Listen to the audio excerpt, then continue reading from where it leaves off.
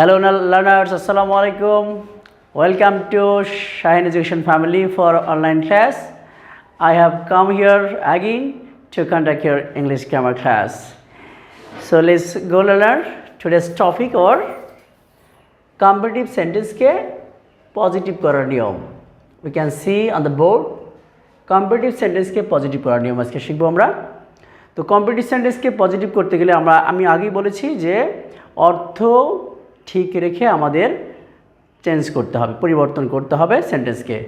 তো এখানে আমরা দেখতে পাচ্ছি এক নাম্বার একটা রুল দেওয়া আছে, দ্যান এনি আদার থাকলে, যদি সেন্টেন্সে দ্যান এনি আদার থাকে অর্থাৎ কম্পারেটিভ ডিগ্রিতে যদি দ্যান এনি আদার থাকে তখন আমরা শুরুতেই নো আদার, এরপর দ্যান এনি আদারের পরের অংশ, এরপর ভার্ব, এরপর দুই অ্যাজের মাঝখানে পজিটিভ ডিগ্রিতে বসাবো।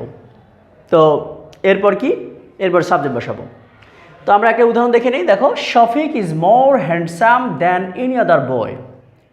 কি আছে? Shafiq is more handsome than any other boy. So এইটাকে যখন আমরা কম্পারেটিভ করবো তখন আমরা দ্যান নো আদার প্রথমে বসাবো, এরপর কম্পারেটিভ ডিগ্রি অর্থাৎ দ্যান এনি আদারের পরের অংশ বসাবো। দ্যান এনি আদারের পরের অংশ দেখো, দ্যান এনি আদারের পরের অংশ শুধু বয় আছে, এখানে আমরা বয় বসালাম, নো আদার বয়। তারপর ভার্ব ইজ, তারপর ভার্ব ইজ, এরপর বলেছে যে দুই অ্যাজের মাঝখানে দেখো as plus positive plus as, তার মানে অ্যাজ, তারপরে কি বসাবো আমরা? অ্যাজ, তারপর আছে হ্যান্ডসাম, তার মানে মোর হ্যান্ডসামের পজিটিভ ডিগ্রি হচ্ছে হ্যান্ডসাম, এরপরে অ্যাজ, তারপরে সাবজেক্ট শফিক। আরেকটি উদাহরণ লক্ষ্য করো যে প্রান্ত is more meritorious than any other student. তার মানে প্রান্ত is more meritorious than any other students. এটাকে যখন আমরা পজিটিভ করব তখন আবার আমরা রুলটা ফলো করি, প্রথমেই নো আদার, এরপর নো আদারের দ্যান এনি আদারের পরের অংশ, দ্যান এনি আদারের পরের অংশটা দেখো খেয়াল করে স্টুডেন্ট আছে, তাহলে আমরা নো আদার স্টুডেন্ট, তারপরে ভার্ব ইজ, ইজ বসালাম ইজ, এরপরে মেরিটোরিয়াস, মোর মেরিটোরিয়াস, এটাকে আমরা চেঞ্জ করে পজিটিভ করলাম, শুধু মেরিটোরিয়াস, তারপরে আছে অ্যাজ, দুই অ্যাজের মাঝখানে মেরিটোরিয়াস বসালাম, তারপরে সাবজেক্ট প্রান্ত বসালাম, তাহলে আমাদের এটা হয়ে গেল দ্যান এনি আদার। এরপরের রুলটা খেয়াল করো, সুপারলেটিভ সেন্টেন্সকে পজিটিভ করার আরেকটি নিয়ম, than most other, than many other অথবা দ্যান ফিউ আদার এরকম থাকলে তখন আমরা কি করব? তখন আমাদের প্রথমেই ভেরি ফিউ, ভেরি ফিউ, এরপর দ্যান মোস্ট আদারের পরের অংশ অর্থাৎ দ্যান মোস্ট আদারের পরের অংশ, তারপর ভার্ব, ভার্বটা অবশ্যই প্লুরাল হবে, ভেরি ফিউ থাকলেই মনে রাখবা যে ভার্বটা প্লুরাল হবে, এরপর কি দুই অ্যাজের মাঝখানে পজিটিভ ডিগ্রি আগের মতোই, এবং তারপরে সাবজেক্ট। একটা এক্সাম্পল দেখো, Sabujpara is more beautiful than most other villages. Sabujpara is more beautiful than most other villages. তাহলে আমরা রুলটা ফলো করি, দেখো ভেরি ফিউ, তারপরে কি দ্যান মোস্ট আদারের পরে অংশ ভিলেজেস, এরপরে ভার্বটা প্লুরাল, আর এরপরে দুই অ্যাজের মাঝখানে পজিটিভ ডিগ্রি বিউটিফুল, এরপরে সবুজপাড়া সাবজেক্ট। তাহলে very few villages are as beautiful as Sabujpara.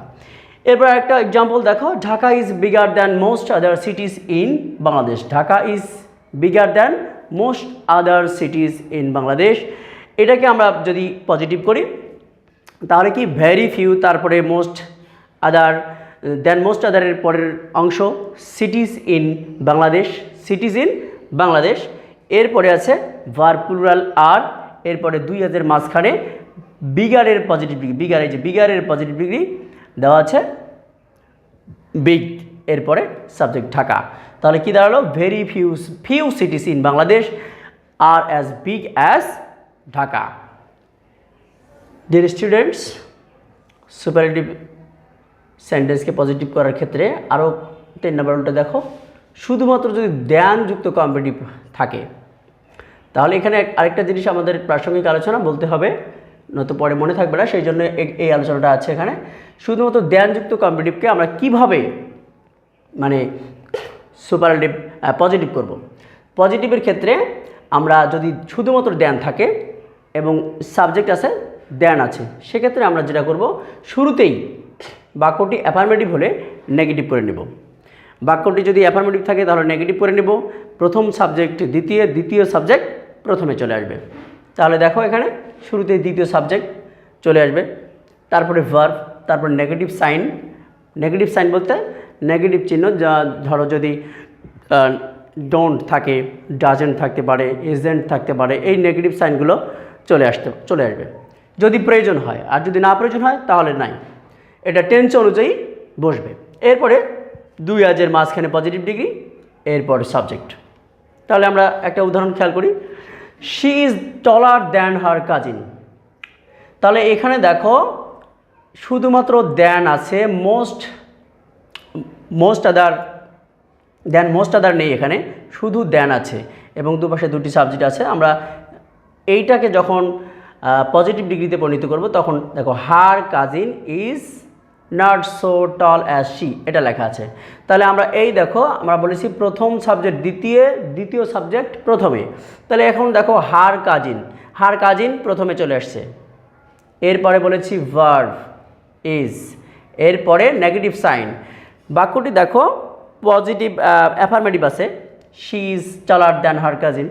তাহলে এটাকে নেগেটিভ করতে হলে ইজ ভার্বের পরে একটা নট বসিয়েছি, তাহলে হার কাজিন ইজ নট, তারপরে দুই আজের মাঝখানে টল, মানে টলারের পজিটিভ ডিগ্রি টল, দুই আজের মাঝখানে টল, এরপর সাবজেক্ট শি।